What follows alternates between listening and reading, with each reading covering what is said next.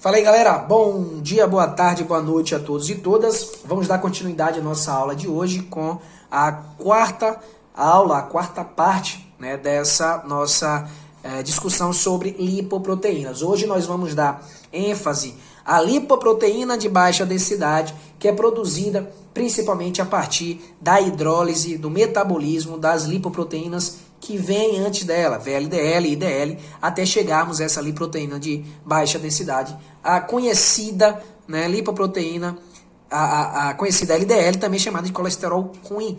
Né? E nós vamos entender por que esse nome, mas também não devemos levá-lo tão ao pé da letra, porque apresenta importantes e indispensáveis funções para a homeostase, para o equilíbrio do nosso organismo, beleza?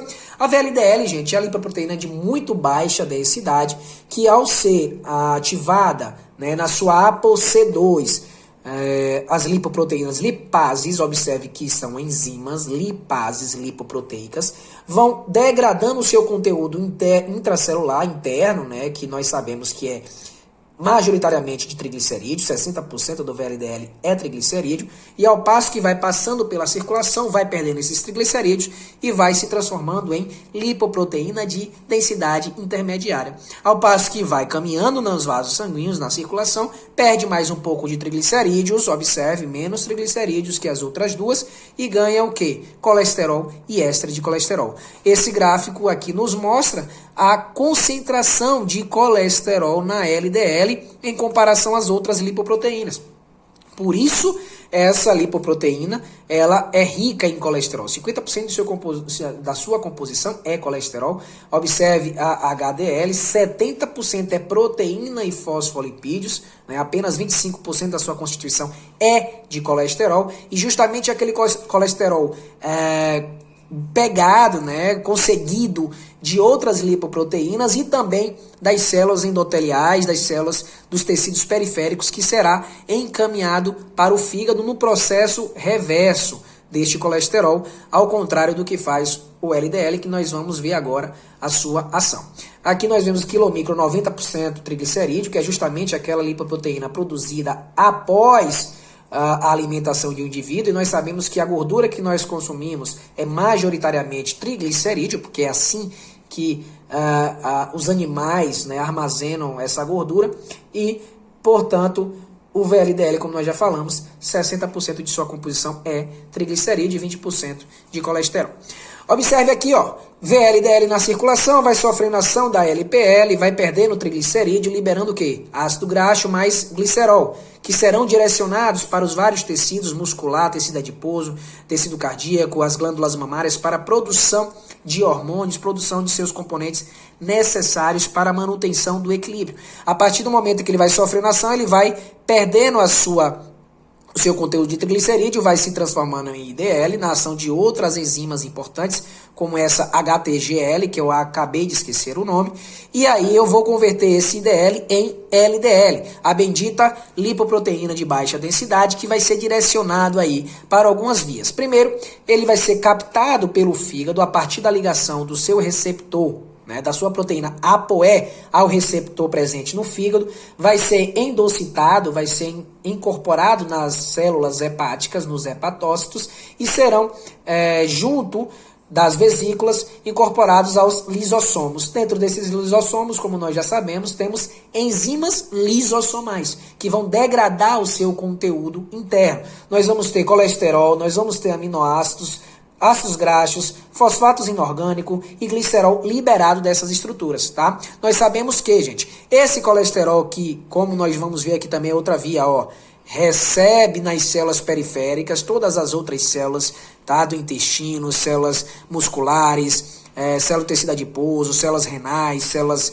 Enfim, todos os outros tecidos que precisam desses componentes também vão receber, a partir do receptor de LDL, que nós vamos falar já já como ele age, né? E produzir aqui o colesterol para a síntese de hormônios esteroidais, né? Os hormônios principalmente os hormônios das gônadas, né? Vou produzir a progesterona, os estrogênios, a testosterona, vou produzir a vitamina D a partir desse colesterol. Os aminoácidos que são degradados a partir das proteínas presentes nessa lipoproteína, nas apolipoproteínas, e essas aminoácidos vão ser também direcionados para várias sínteses, ou eu vou produzir proteína, ou eu vou produzir gliconeogênese, eu fazer uma nova produção de glicose a partir desses aminoácidos, ou eu vou degradar também para produzir acetil-CoA e direcionar para outras vias metabólicas, enfim, as possibilidades são várias. Assim como os ácidos graxos, né, o fosfato inorgânico, fosfato aqui importante para a renovação do estoque, entre aspas, de ATP intracelular,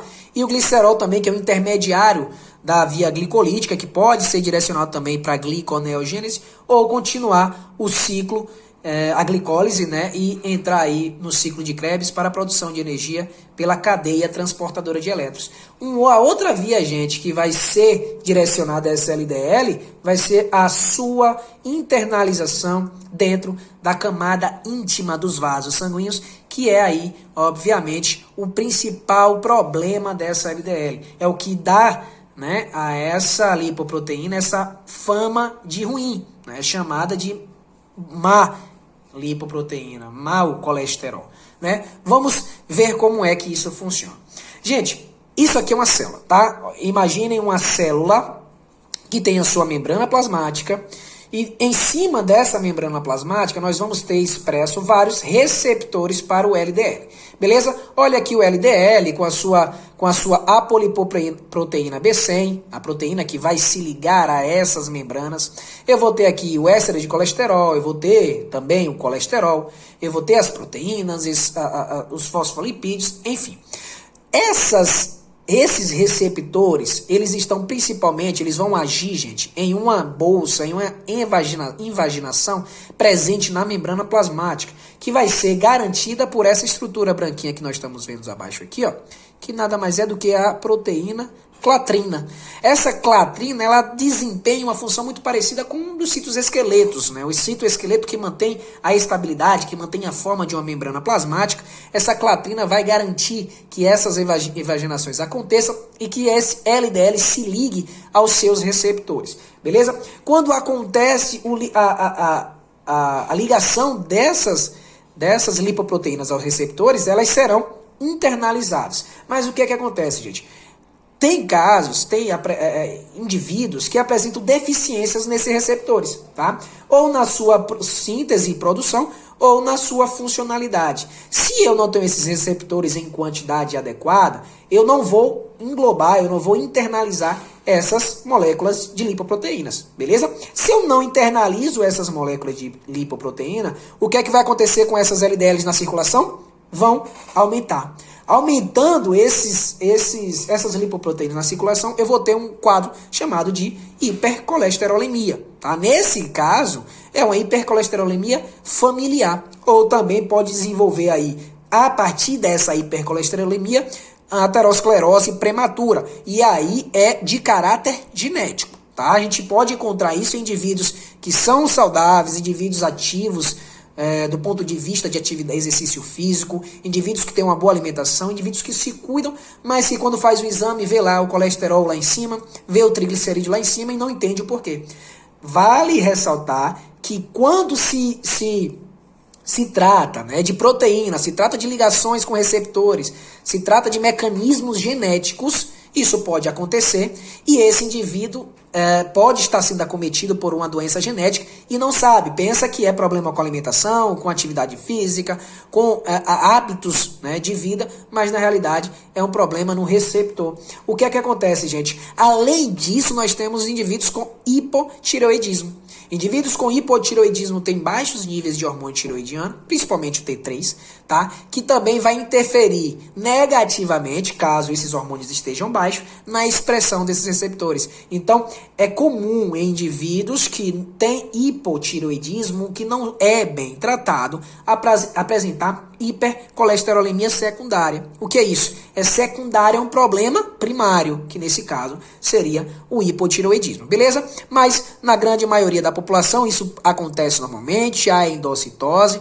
essa vesícula revestida de clatrina, ela vai perder, né, essa proteína, ela vai perder essa clatrina, deixando essa vesícula mais exposta, né? Eu vou fundir agora essa vesícula em um endossomo. Vale ressaltar que esse endossomo, ele tem um pH muito mais baixo que o do citoplasma, né, da célula. Esse pH mais baixo vai promover o que, gente? O desligamento do receptor com a apoproteína da LDL, tá? Observe que nessa etapa eu tenho desligamento dos receptores que serão direcionados para a membrana novamente, para desempenhar a sua função, assim como a clatrina, que também foi desligada dessa vesícula para ocupar seu espaço na membrana plasmática. Beleza? A partir desse momento, o que é que acontece? Nós vamos ter esse endossomo com baixo pH, com desestruturação dessa lipoproteína. Eu vou ter a desintegração dessas estruturas junto com as lisoenzimas. Tá? É importante entender que as lisoenzimas agem em pH específico, é necessário que esse pH esteja um pouquinho mais baixo para que essas lisoenzimas ajam e degradem o conteúdo da lipoproteína de baixa densidade em ácidos graxos, em aminoácidos e em colesterol. Esse colesterol que foi internalizado pela LDL, que foi hidrolisado dentro da lisoenzima e que foi liberado no citoplasma plasmático, no citoplasma celular, desculpa, ele vai ser utilizado por algumas vias. Primeiro, gente, observe que aqui nós temos essa siglazinha, a ACAT, que nada mais é do que acil-CoA, colesterol, aciltransferase. Tá? O que é isso? Eu vou transferir, essa enzima vai vai facilitar a transferência de ácidos graxos junto dos colesteróis, para ligar esses ácidos graxos aos colesteróis. E eu vou fazer isso como? Esterificando esse colesterol junto com ácidos graxos, transformando o colesterol livre em éster de colesterol, que é como nós vamos fazer esse armazenamento, gente. Observe que esse armazenamento, ele não é ilimitado. Altas concentrações de colesterol vai inibir duas vias importantíssimas da síntese, tanto de receptor, observe, a alta concentração de colesterol vai inibir a transcrição genética, a transcrição gênica da síntese de receptores de LDL. Então ele inibe esse processo que daria aqui, ó, na síntese pelos ribossomos, pelo retículo endoplasmático rugoso, dos receptores que sairiam para ser externalizado. Isso é finamente controlado. Baixas concentrações estimulam essa produção, altas concentrações inibem. Assim como inibe também a síntese, né, a presença da enzima limitante da síntese de colesterol, que é a HMG-CoA redutase. A HMG-CoA redutase é quem vai controlar, é quem vai dizer o ritmo, a velocidade e a quantidade de colesterol que vai ser produzido dentro da célula. Então, se eu tenho altas concentrações de colesterol, essas células automaticamente, por feedback negativo, esse autocontrole vai segurar a onda e reduzir o controle a produção, de colesterol, tá? Além disso, esses colesteróis também serão direcionados para onde? Membrana celular. Vale lembrar que o colesterol apresenta importantíssima função na fluidez de membrana, na sinalização dessas membranas plasmáticas, na síntese dos hormônios esteroidais, como nós já falamos, e na síntese de ácidos biliares pelas células hepáticas, pelos hepatócitos, que serão posteriormente levados até a vesícula biliar e armazenado e preparado para ser liberado no intestino delgado para degradação de ácidos graxos dentro do duodeno e do jejum também e do íleo. Beleza? Deixa eu ver o que mais. Importante também, assim como aconteceu, assim como tem exemplos de doenças que acontecem por conta de alteração na síntese de receptores de LDL, gente, eu também tenho doenças genéticas que acometem essa região, essa fase do processo de degradação, tá? Então já foram descritas, por exemplo, doenças autossômicas muito raras que envolvem a deficiência na capacidade de hidrólise dentro dessas lisoenzimas, dentro desses lisossomos, de ésteres de colesterol para colesterol. Então eu tenho casos como a doença de Wolman, que essas enzimas estão deficientes dentro das lisossomas e que impede a degradação desse éster de colesterol em colesterol livre.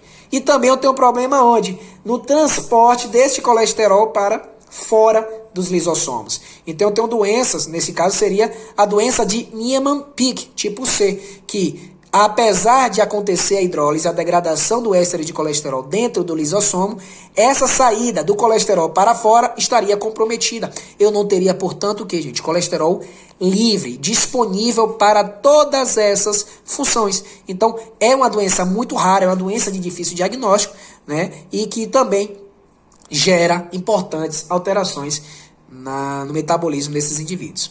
É importante lembrar que altos níveis de colesterol ativam, né, a ACAT, que vai fazer a esterificação desse colesterol para armazenamento. Aqui essa reação, né, molécula de colesterol, entra acil-CoA colesterol aciltransferase, essa ACAT, transfere o grupamento acil-CoA para essa molécula, transformando em éster de colesterol, prontinho para ser armazenado. Aqui é um esquema que justifica, né, e que traz a LDL essa fama de vilão, né, gente? Observe aqui em cima. A LDL, que é essa lipoproteína... Eita, não está aparecendo aqui. Vamos cá.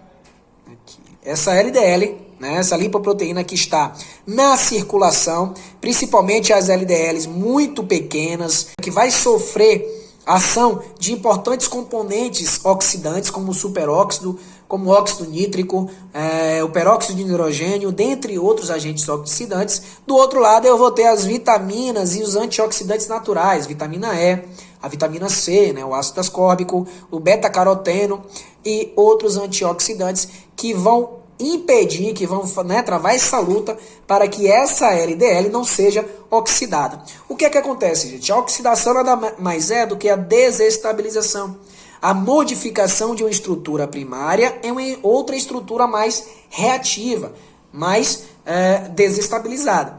Nesse momento, nós vamos ter no endotélio, né, que é nada mais é do que a parede dos vasos, eu vou ter a ligação dessa LDL oxidada à parede do endotélio que sofreu dano ou que foi pelo próprio LDL danificado, tá? Então, quando eu danifico esse endotélio, essa parede endotelial, eu vou ter a ativação de quem, gente? Dos monócitos. Os monócitos que estão na circulação, né, que estão circulando, prontinhos para serem ativados, eles serão ativados em macrófagos.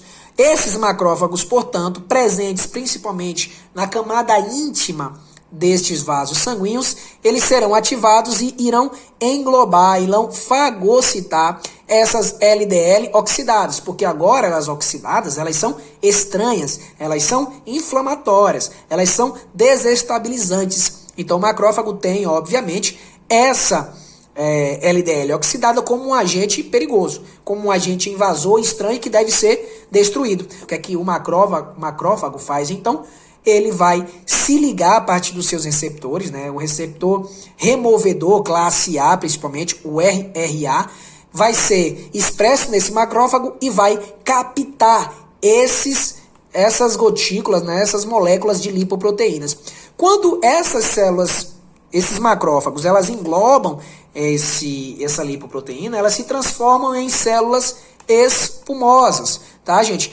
Ao contrário do que acontece nas células normais, nas células do fígado, nas células naturais que englobam o LDL, né, que recebem o colesterol do LDL, as células espumosas elas não têm muito o equilíbrio, não tem muito limite no consumo de no consumo de LDL. Então elas saem fagocitando e vão se tornando células espumosas que vão se acumular, tá, gente, dentro do endotélio, na camada íntima. E qual é o problema dessas células espumosas? Elas liberam muitas citocinas pró-inflamatórias. E a gente sabe que as citocinas pró-inflamatórias vão estimular a migração de células musculares lisas, tá? Da camada média para a camada íntima. O que é que isso repercute, gente? Se eu tenho um crescimento, tá? Observe, aqui o lumen normal, aqui o lumen já com um pequeno acúmulo de colesterol, desculpa, e diminuição do lumen.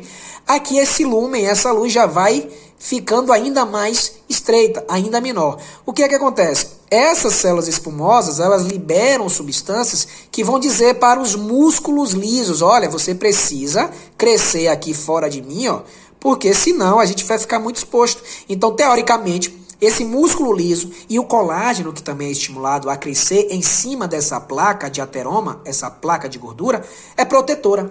Porém, o que é que acontece? Quando eu vou crescendo mais essa placa de gordura, eu vou estimulando mais o crescimento de músculo. Quanto mais músculo eu cresço, gente, quanto mais colágeno eu tenho, o que é que vai acontecer? Eu vou fechar ainda mais esse vaso. E aí alcanço o nível de oclusão desse vaso, que vai promover isquemia, que vai promover formação de trombos, que vai promover acidente vascular encefálico, infarto agudo do miocárdio. Tá? Então, qual é o perigo do excesso de LDL na circulação? Principalmente essa LDL oxidada, que aí vale um adendo. Indivíduos inflamados, indivíduos com alto grau de tecido adiposo, indivíduos doenças reumatológicas, doenças autoimunes e que apresentam um perfil inflamatório muito grande, seja ele clínico ou subclínico, ele está mais susceptível a oxidar essa lipoproteína de baixa densidade. Oxidando, elas serão captadas pelos macrófagos no endotélio.